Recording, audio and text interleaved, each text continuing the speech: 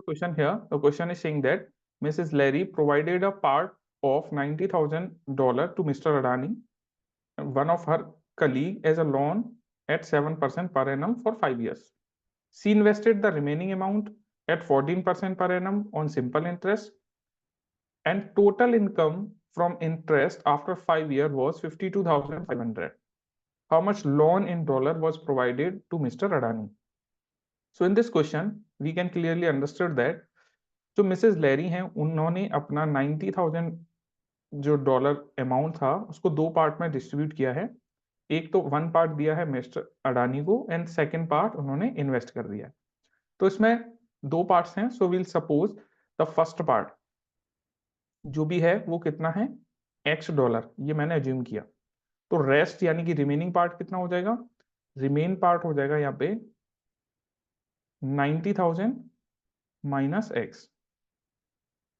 Okay, अब जो first part था इसको इन्होंने जो इन्वेस्ट किया है वहां रेट ऑफ इंटरेस्ट है 7%, और जो रेस्ट पार्ट था उसको इन्वेस्ट किया इन्होंने 14% में. ठीक है, यू कैन क्लियरली सी दिया. टाइम ड्यूरेशन यहां अगर आप देखोगे तो 5 इयर्स है, और टाइम ड्यूरेशन अगर आप यहां भी देखेंगे तो ये भी 5 इयर्स के लिए इन्वेस्ट किया गया, और दोनों ही पार्ट को इन्होंने इन्वेस्ट किया सिंपल इंटरेस्ट पर.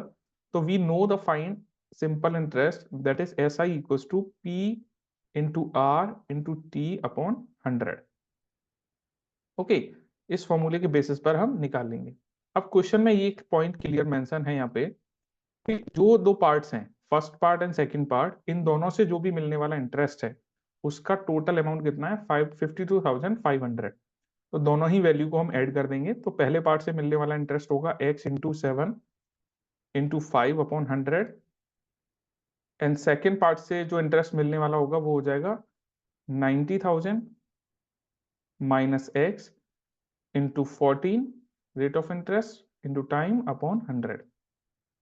दोनों ही इंटरेस्ट को अगर मैं ऐड करता हूं so that will be equals to 52,500.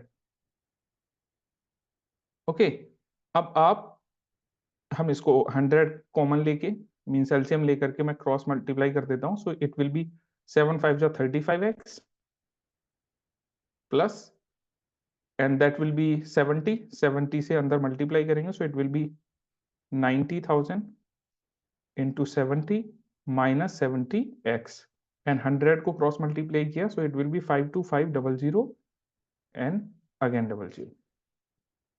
So 35x में से माइनस 70x करेंगे सो मुझे क्या मिलेगा माइनस 35x,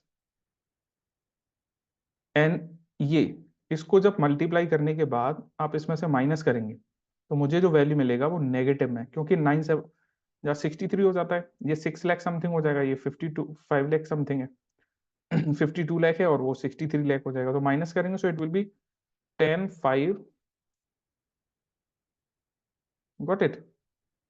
माइनस से माइनस कैंसिल हो जाएगा और 35 से 3 टाइम कैंसिल आउट हो जाएगा. So the value of X will be $30,000.